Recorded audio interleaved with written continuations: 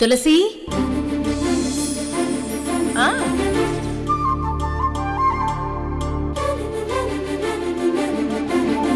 నా మనసులో ఇంకొకరికి ఎప్పటికీ చోటివ్వను.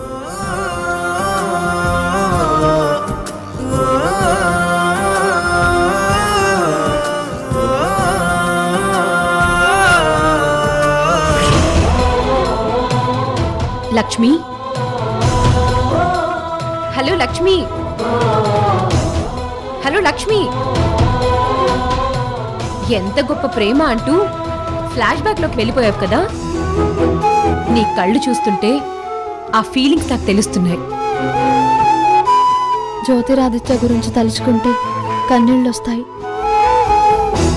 వాడి మంచితనం, ప్రేమ అన్నీ గుర్తుకొచ్చినప్పుడు నువ్వన్నట్టు నేనొక దురదృష్టవంతురాలినేనని నాకు అనిపిస్తూ ఉంటుంది. జీవితం అంటే అందరికీ హాయిగా ఉండదు, సాఫీగా సాగిపోదు. కష్టాలు, కన్నీళ్లతో. కానీ కొందరు బాధపడుతూ ఉంటారు, కొందరు ఓటమితో బాధపడుతూ ఉంటారు, కొందరు అనుకున్నది సాధించలేకపోయామని బాధపడుతూ ఉంటారు. జ్యోతి ప్రేమ విషయంలో నేను కూడా అలా ఓడిపోయిందాన్ని. నువ్వన్నట్టు జ్యోతి మనసులో నేనుండొచ్చు, కానీ తనలో కాస్త మార్పు వచ్చింది.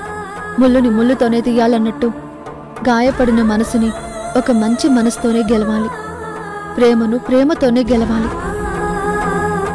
నువ్వన్నది నిజం లక్ష్మి. కానీ జ్యోతి అందరిలా ఆలోచించే మనిషి అయితే నాకింత టైం పట్టేది కాదు.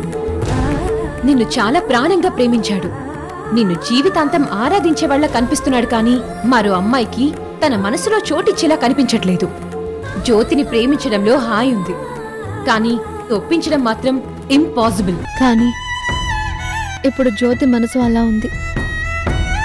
వెంటనే నీ ప్రేమను ఒప్పుకోలేదని నువ్విలా డిసైడ్ అయిపోకు. మనసుకు తగిలిన గాయాలకు కాలమే సరైన మందు అంటారు. కొద్ది రోజుల్లో జ్యోతిలో ఖచ్చితంగా మార్పు వస్తుంది. ఇంతలోనే నువ్వు డిసప్పాయింట్ అయిపోయి పక్కకి వెళ్ళిపోకు. ఎదురు పడితే నన్ను ద్వేషిస్తున్నప్పుడు పక్కకి వెళ్ళడమే మంచిది కదా. మనసు పెడితే ఒక మనసుని గెలవడం అంత కష్టమేమి కాదు. జ్యోతి ఒక మాట అన్నాడు, మనం ప్రేమించిన మనిషి కంటే మనల్ని ప్రేమించే మనిషితో మన జీవితం చాలా బాగుంటుంది అని. అంటే జ్యోతి మీద నీకున్నది నిజమైన ప్రేమ అయితే జ్యోతి కోసం నువ్వు నిలబడాలి. తనే నీ సర్వస్వం అన్నట్టు తన కోసం నువ్వు ప్రాణాలైనా ఇస్తావు. అంతగా ప్రేమిస్తున్నావని తనకి తెలిసేలా చెయ్యి. అప్పుడు తప్పకుండా నీ ప్రేమను అంగీకరిస్తాడు. జ్యోతిని ప్రేమించడం మాత్రం కాదు, ఒక బాధ్యతగా తీసుకుంటే నువ్వు పాజిటివ్గా ఆలోచించగలవు. అందుకు నీ కొన్ని విషయాలు షేర్ చేస్తాను, అవి పాటిస్తావా? ఏంటో చెప్పు లక్ష్మి.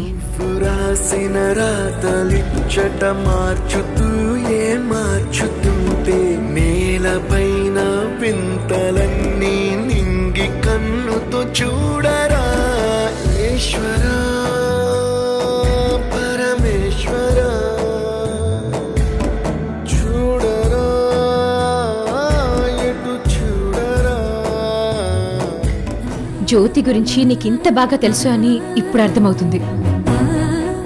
సూపర్ లక్ష్మి, ఇలానే ఫాలో అవుతాను. నెక్స్ట్ ఫిబ్రవరి 14th లోపు జ్యోతిని నేను పెళ్లి చేసుకుంటాను. జ్యోతి విషయంలో నువ్వు అస్సలు ఫీల్ అవ్వకు.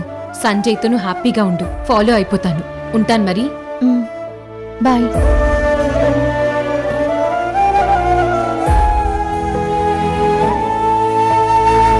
సంజయ్తో నేను సంతోషంగా ఉన్నట్టు అందరికీ కనిపిస్తుంది, కానీ ఎంతలా నరకం అనుభవిస్తున్నానో నాకు తెలుసు. నువ్వింకా వాణ్ణి లవ్ చేస్తున్నావు అవునా? సంజయ్ ప్లీజ్, ఈ మోడర్న్ డ్రెస్ లో అందరికీ కనిపించాలి. అలాగే, నువ్వు వెళ్ళు, నేను వస్తాను. Very good.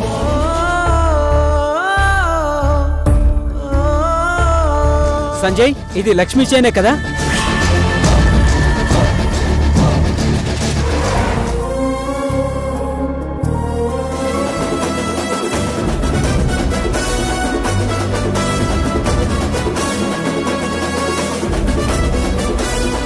నీకసలు బుద్ధుందా? పార్టీ సెలబ్రేషన్ లో, ఫన్ అండ్ ఎంజాయ్మెంట్ లో ఇలాంటి గేమ్స్ చాలా కామన్.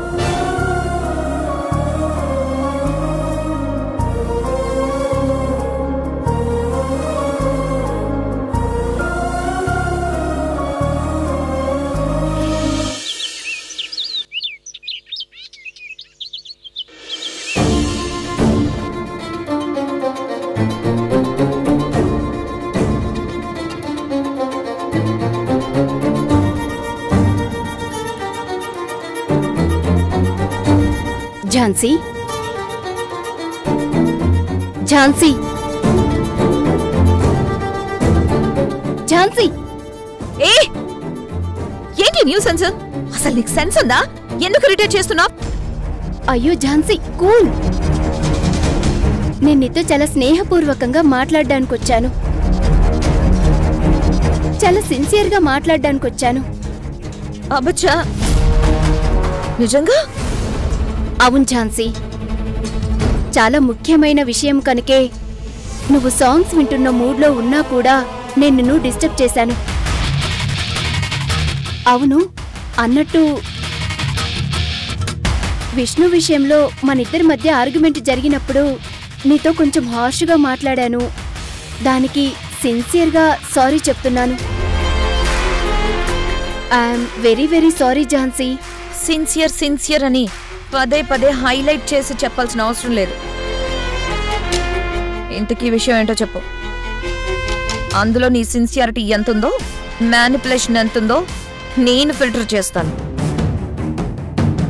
ఝాన్సీ, ఇప్పుడు నేను చెప్పబోయే విషయంలో ఎలాంటి మ్యానిపులేషన్ లేదు. మనస్ఫూర్తిగానే చెప్పాను. నువ్వు కూడా పాజిటివ్గా రిసీవ్ చేసుకుంటావని నేను ఆశిస్తున్నాను. ఉపోద్ఘాతం చాలు, ముందు సబ్జెక్ట్ ఏంటో చెప్పు. చెప్తాను ఝాన్సీ. మనం ఈ ఇంటికి కోడళ్లుగా వచ్చినప్పట్నుంచి జాతి వైరమున్న పాము ముంగీసల్లా గొడవ పడుతూనే ఉన్నాం. నువ్వు ఆఫీస్లో బాస్గా ఉన్నావు, నేను నీకు పిఏగా చేస్తున్నాను. ఇక్కడేమో తోడికోడళ్లలాగా ఉన్నాం. ఉద్యోగం హోదాలో నీదేమో పై స్థాయి, నాదేమో కింది స్థాయి. కాని ఇంటికొచ్చేపాటికి నేనేమో పెద్ద కోడల్ని, నువ్వేమో నా తర్వాత కోడలివి. ఈ కారణం వల్ల మనిద్దరి మధ్య ఈగోలు, మనస్పర్ధలు ఎక్కువైపోయాయి. అవన్నీ మనసులో పెట్టుకుని నిన్న కూడా నువ్వు విష్ణు విషయంలో నన్ను బాధ పెట్టేలాగా మాట్లాడావు. ఇక ఈ ఈగోలు, గొడవలు, ఈ మాటలు, యుద్ధాలు ఇవన్నీ ఆపేద్దాం. నిజానికి నీ వైపు ఉండాల్సిన న్యాయం నీకుంది, నా వైపు ఉండాల్సిన న్యాయం నాకుంది. నీ దృష్టిలో నాది తప్పనిపిస్తే నా దృష్టిలో నువ్వు కూడా తప్పు అని ఇద్దరికీ అనిపిస్తూనే ఉంటుంది. ఇవన్నీ పెంచుకుంటూ పోవడం వల్ల మనిద్దరికీ మనశ్శాంతి లేకుండా పోతుంది. ముందు మన ఇద్దరిలో ఎవరో ఒకరు రాజీ పడాలి. అలా అని నిన్ను రాజీ పడమని కండిషన్ పెట్టను, నేనే రాజీ పడతాను. ఎంత కాదనుకున్నా మనిద్దరం తోడికోడళ్ళం. కోపాలు, తాపాలు అన్నీ మర్చిపోయి అక్క చెల్లెళ్ళలా హ్యాపీగా ఉందాం. ఇంతేనా? ఇంకా చెప్పాల్సింది ఏమైనా ఉందా సిన్సియర్గా? చెప్పాల్సిన మరో ముఖ్యమైన విషయం కూడా ఉంది. ఏంటది? నా పిఏ పోస్టుకు నేను రిజైన్ చేయాలనుకుంటున్నాను. యాక్సెప్ట్ చేస్తావు కదా?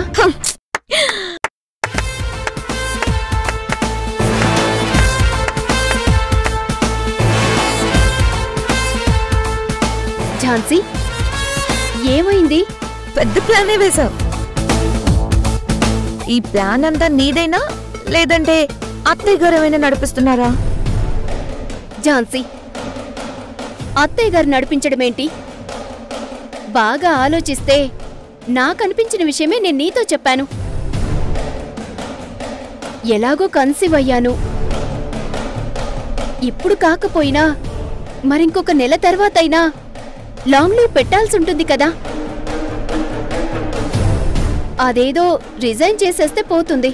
నా రిజిగ్నేషన్ యాక్సెప్ట్ చేయి. నెవర్.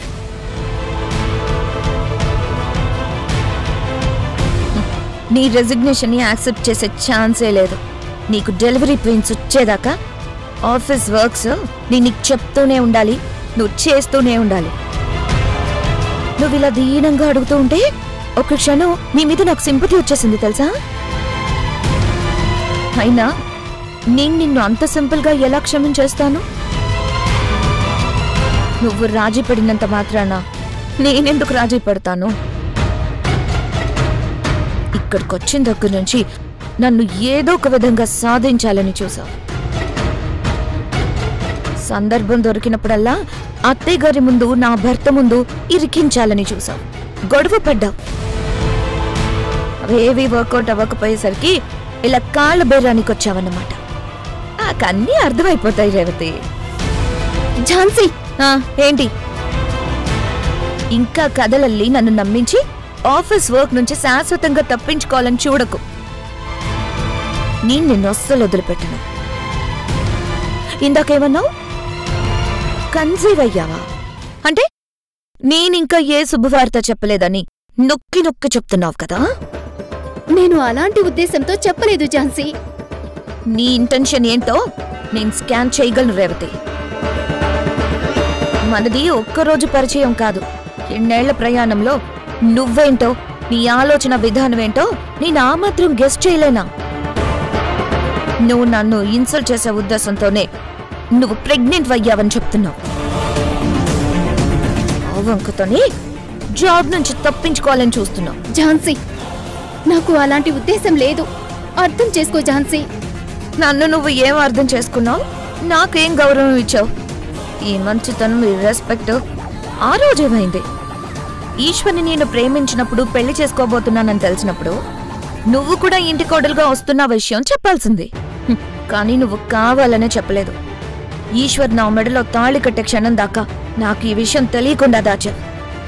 ఆ మోసాన్ని నేను జీవితంలో మర్చిపోలేను. ఎప్పటికీ నిన్ను క్షమించను. అది కాదు ఝాన్సీ, అవన్నీ మర్చిపోవడానికే నేను రాజీకొస్తున్నాను. నువ్వు రాజీనామా చేయడానికి ఈ రాజీ డ్రామా ఆడుతున్నావు. నీ నాటకాలు నేను నమ్మను.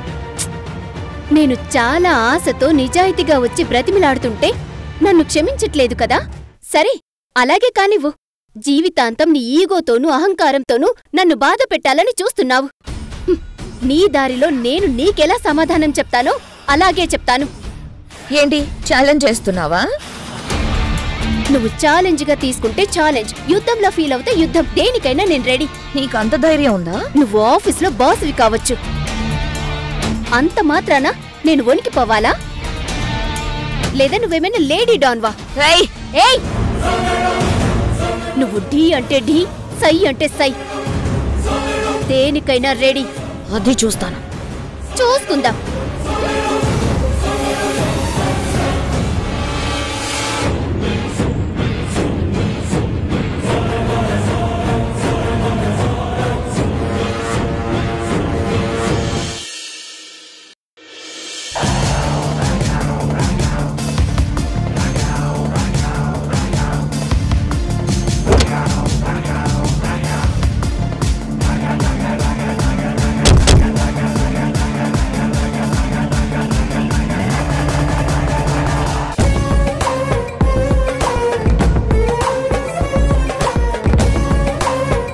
ఎక్స్క్యూజ్ మీ, చెప్పండి. రాకేష్ అనే పేషెంట్ ఏ వార్డులో ఉన్నాడు?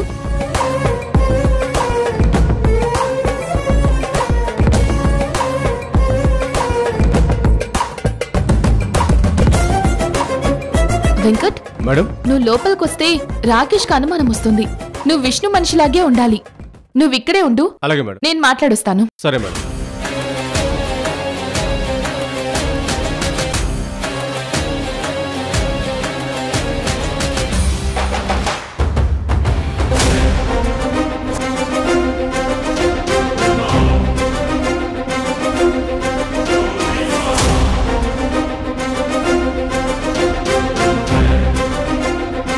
Hi madam. హాయ్ రాకేష్, ఇప్పుడు నీకెలా ఉంది? పర్లేదు మేడం, పెద్ద గండంలో నుంచి అయితే బయటపడ్డాను. మరికొద్ది రోజుల్లో ఈ పెయిన్స్ అన్ని పూర్తిగా తగ్గిపోతాయి. కాకపోతే నేను అనుకున్న సివిల్ స్కూల్, నా ట్రైనింగ్ అంతా వేస్ట్ అయిపోయింది మేడం. దీనంతటికి కారణం ఆ రాక్షసుడు విష్ణువే రాకేష్. వాడి మనుషులు వెంటపడి మరీ చంపడానికి చూస్తున్నారు మేడం. కేసు అయితే ఫైల్ అయింది కదా రాకేష్. ఇంకా వాడు ఆ కేసు నుంచి తప్పించుకోవటానికి ఛాన్సే లేదు. వాడికి సరైన శిక్ష పడాలమ్మా. మానసికంగా, శారీరకంగా నా బిడ్డ ఎంత నరకం చూస్తున్నాడో ఇంతకంటే ఎక్కువ నరకం వాడనుభవించాలి. ఈ కన్నతల్లి శోకం వాడికి శాపమై ఖచ్చితంగా తగులుతుంది. అమ్మా, మీ ఆవేదన ఏంటో అర్థమవుతుంది. మీ అబ్బాయి అంటే నాకు చాలా బాగా తెలిసిన మనిషి, చాలా మంచి వ్యక్తిత్వం ఉన్నవాడు. రెవెన్యూ డిపార్ట్మెంట్లో రేపు ఆఫీసర్గా పోస్టింగ్ రావాల్సిన మనిషి ఇలా బెడ్ మీద ట్రీట్మెంట్ తీసుకోవాల్సి రావటం చాలా దురదృష్టం. మీరిద్దరు గట్టిగా ఒక మాట మీద నిలబడితే ఆ విష్ణుకి తప్పకుండా శిక్ష పడుతుంది. విష్ణుని నేను అస్సలు క్షమించను మేడం. నా బిడ్డని చంపాలని చూసిన వాడి గురించి ఎక్కడికొచ్చి చెప్పమన్నా చెప్తానమ్మా. వాడికి సరైన శిక్ష పడాల్సిందే. అలాగే అమ్మా, మీ కుటుంబానికి అండగా నేనున్నాను. ఈ హాస్పిటల్ బిల్స్ అన్ని నేను క్లియర్ చేస్తాను. రాకేష్, పర్లేదు మేడం. ఈ డబ్బులుంచు. పర్లేదు మేడం, వద్దు మేడం. పర్లేదంటావేంటి రాకేష్? ఉంచు. హాస్పిటల్ బిల్స్ అని పనికొస్తాయి కదా. ఉంచండి. తీసుకోండి. సరే రాకేష్, నేను బయలుదేరుతాను. జాగ్రత్త. సరే మేడం.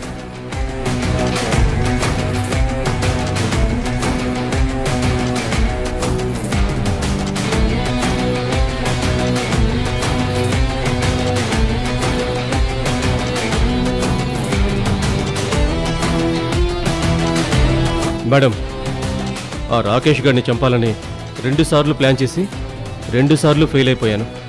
చివరి అవకాశం. నాకు ఇంకొక అవకాశం ఇవ్వండి మేడం. ఇక్కడే ఉండి ఈ రాత్రికే వాణ్ణి చంపేస్తాను. ఈసారి మాత్రం మిస్ అవ్వను. వద్దు వెంకట్, ఇప్పుడు వాడి మీద ఎలాంటి అటాక్స్ వద్దు. హత్య ప్రయత్నం అనేది హత్య చేసినంత సీరియస్ క్రైమ్ గా సెక్షన్స్ పెట్టించి ఆ విష్ణును రిమాండ్కు పంపించాం. వాడికి ఖచ్చితంగా శిక్ష పడుతుంది. కష్టపడి సివిల్స్ కి ప్రిపేర్ అయి జాబ్ కొట్టాలన్న వాడి కలలన్నీ నాశనం అయిపోయాయి. కనీసం వాడి కుటుంబానికి 4 ఏళ్లైనా దూరం అవ్వాల్సిందే. ఆ తులసి కుమిలి కుమిలి ఏడవాల్సిందే. అవును మేడం, మనకు కావాల్సింది అదే కదా. మీ ఫోన్ మర్చిపోయారు. అయ్యో, ఏదో ఆలోచనలో మర్చిపోయాను. థ్యాంక్ యూ అమ్మా, థ్యాంక్ యూ సో మచ్.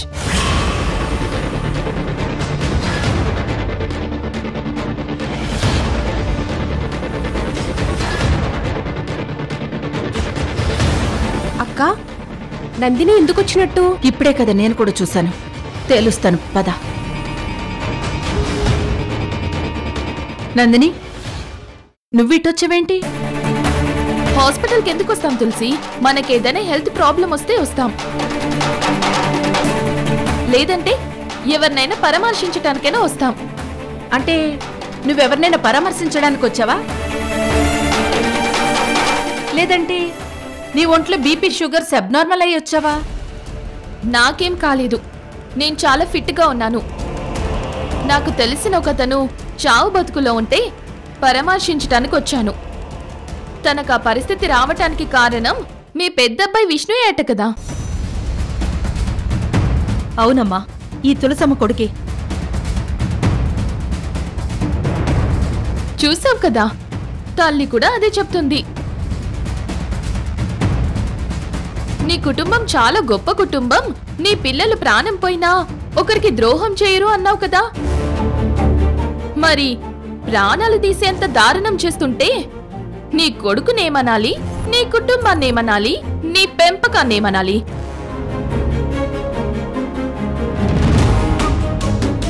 నీ కొడుకు ఎంత పెద్ద తప్పు చేశాడో, తన ఎంత క్రిమినల్ మైండ్ సెట్ తో ఉన్నాడో ఆలోచిస్తుంటే చాలా భయం వేస్తుంది తులసి. ఏంటి, భయం వేస్తుందా? అవును తులసి, అంత ఆవేశపరుడు రేపు నా కుటుంబానికి కూడా ఏమైనా చేస్తాడు. నువ్వు చేస్తావు కూడా. నిన్ను నీ కుటుంబాన్ని అస్సలు నమ్మడానికి లేదు. ఏదో జరిగితే అది నీకు అనుకూలంగా మార్చుకుని నన్ను టార్గెట్ చేసి మాట్లాడుతున్నావు. నా కొడుకులు ప్రాణం పోయినా ఒకరికి ద్రోహం చేయరు. రాకేష్ మీద ఎవరు దాడి చేశారో, ఎవరు చేయించారో, అది నా కొడుకు మీద ఎందుకు వేస్తున్నారో అంత లెక్క తేలుస్తాను. నా మొదటి అనుమానం ఆ నందిని అనుచరుడు వెంకట్ మీద. ఆ రోజు హాస్పిటల్లో మంకీ క్యాప్తో వచ్చి రాకేష్ ని హత్య చేయాలని చూసింది ఖచ్చితంగా వాడే అని నా అనుమానం. ఇప్పుడే ఆ సీసీ ఫుటేజ్ రాబట్టాలి.